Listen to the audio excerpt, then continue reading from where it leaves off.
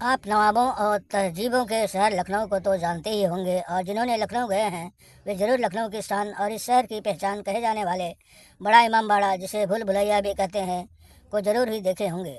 तो आइए इस इमाम बाड़े से जुड़े एक बहुत ही दिलचस्प किस्से से आपको रूबरू कराते हैं, जिससे अरबों रुपये के खजाने की सच्ची कहानी जुड़ी हुई है। पहले अवध प्रांत की राजधानी लखनऊ हुआ करती थी। यहीं पर नवाब आसिफउद्दौला द्वारा बनाया गया यह अनोखा बड़ा इमाम बाड़ा है। नवाब साहब ने अपने सलाहकारों की मदद से बड़े ही सुनियोजित तरीके से बड़े इमाम बाड़े का निर्माण कराया था। जैसे ही आप गेट से प्रवेश करेंगे, आपको सीढ़ीदार विशाल कुआं मिलेगा और उसके बाद इमाम बाड़े का पंचमहल। यह पंचमहल 7 मंजिल की है। इसका लिंक पास में बहती हुई गोमती नदी से है। जब कभी गोमती नदी में जल भराव अधिक होता है तो पंचमहल में नीचे की तीसरी या चौथी मंजिल तक पानी आ जाता है था। इमाम बाड़े के मुख्य परिसर में गुंबदनुमा हॉल अपने आप में भवन निर्माण का एक अनूठा उदाहरण है। इसका गुंबद 50 फीट चौड़ा और 14 मीटर लंबा है, परंतु इसके निर्माण में किसी भी लकड़ी और खंभों का इस्तेमाल नहीं हुआ है। इस इमामबाड़े के परिसर में एक मस्जिद भी है, परंतु उसमें गैर मुस्लिम लोगों को जाने की अनुमति नहीं होती है। बड़े इमामबाड़ा को यहाँ के भूल भुलैया के लिए भी जाना जाता है, जहाँ कई सारे गलियारे हैं और एक दूसरे से जुड़े हुए हैं। इसमें लगभग 869 एक जैसे दिखने वाले दरवाजे हैं और लगभग 1000 रास्ते हैं, जो अच्छों को उसके अंदर भटकते रह जाने के लिए मजबूर करने के लिए काफ़ी है। यदि आप किसी एक दरवाजे से घुसेंगे तो आगे बंद मिलेगा। इसी तरह कई दरवाजे हैं, अंदर अंधेरा भी रहता है। अनजान व्यक्ति को उसी महल में भटकते रहना पड़ता है। एक बार अंदर घुसने के बाद जानकार व्यक्ति या वहाँ के गाइड की मदद से ही बाहर निकला जा सकता है। इसमें एक सुरंग नुमा खुफिया रास्ता भी है जो सीधे गोमती नदी की ओर जाता है, और यहाँ पर कई सारे अंडरग्राउंड रास्ते भी हैं जिन्हें अब बंद कर दिया गया है। यहाँ की दीवारों का भी निर्माण ऐसे किया गया है कि वह खोखली है और एक कोने पर होने वाली बातचीत दूसरे दूर के कमरे पर से आसानी से सुनी जा सकती है।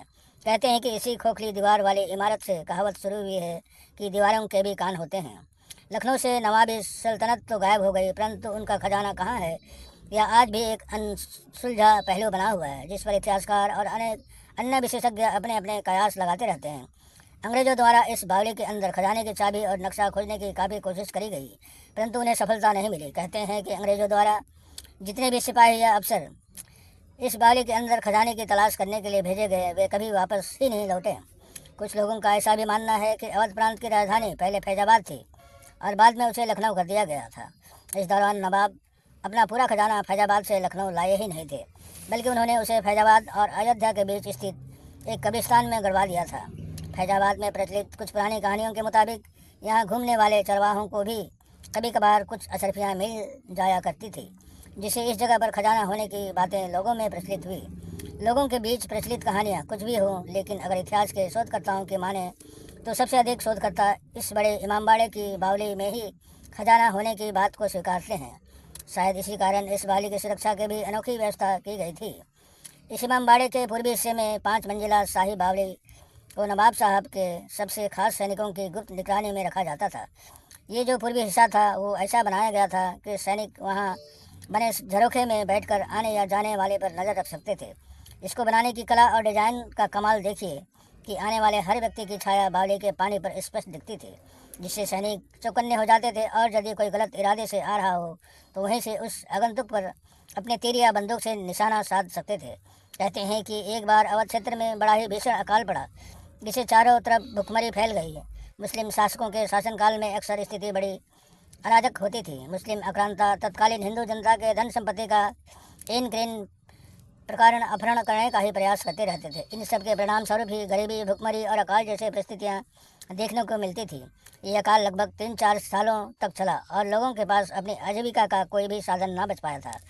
अधिकांश जनता गरीब हो गई। आधुनिक वामपंथी इतिहासकार लिखते हैं कि उस समय लखनऊ के तत्कालीन नवाब आसिफउद्दौला ने बड़े इमामबाड़ा का निर्माण करवाया। उनके स्वतः स्फूर्त दावे के अनुसार इसका निर्माण कराने का सिर्फ एकमात्र उद्देश्य था कि लोगों को रोजी रोटी कमाने का जरिया मिल सके। भावनाओं की अतिरिक्तता में कहा तो यहाँ तक जाता है कि इसका निर्माण बिना किसी नक्शे को बनाए शुरू कर दिया गया था, क्योंकि नवाब साहब सिर्फ यह चाहते थे कि लोगों को मेहनत करके अनाज कमाने का मौका मिल सके। यह निर्माण कार्य काफ़ी वर्षों तक चला। आधुनिक इतिहासकारों के अनुसार नवाब आसिफउद्दौला के इस लोगों को मदद करने के लिए बनाए गए भवन ने उस समय के भीषण अकाल के समाप्त होने तक समाज के हर वर्ग के लगभग 30,000 से अधिक लोगों को रोजगार दिया। उसके बाद जब अकाल खत्म हुआ तो इसका निर्माण आखिरकार पूरा करा दिया गया। यहाँ पर बिना किसी भेदभाव के लोगों को काम करने को मिलता था और समान रूप से ही उचित पारिश्रमिक भी मिलता था। आज यह सत्य किसी से छिपा नहीं है कि देश के स्वतंत्र होने के पश्चात वामपंथी इतिहासकारों द्वारा लिखी गई इतिहास की पुस्तकों में वास्तविक तथ्यों से काफ़ी छेड़छाड़ की गई है, किंतु इन्हीं वास्तविक तथ्यों के कुछ अंश रहस्य का आवरण लपेटे हुए इतिहास की अंधेरी गलियों में कहीं गुम है। उन्हीं में से एक है ये खजाना। ये खजाना है तो जरूर, क्योंकि इतिहासकार और शोधकर्ता इस बारे में एक मत है कि अंग्रेज़ों के कब्जा करने से पहले नवाब साहब के पास अथाह दौलत थी जो अंग्रेज़ों कभी हाथ नहीं आई। तो खजाना गया कहाँ, यह आज भी रहस्य का विषय है। समाप्त। धन्यवाद। पसंद हो तो लाइक एंड सब्सक्राइब कर दें।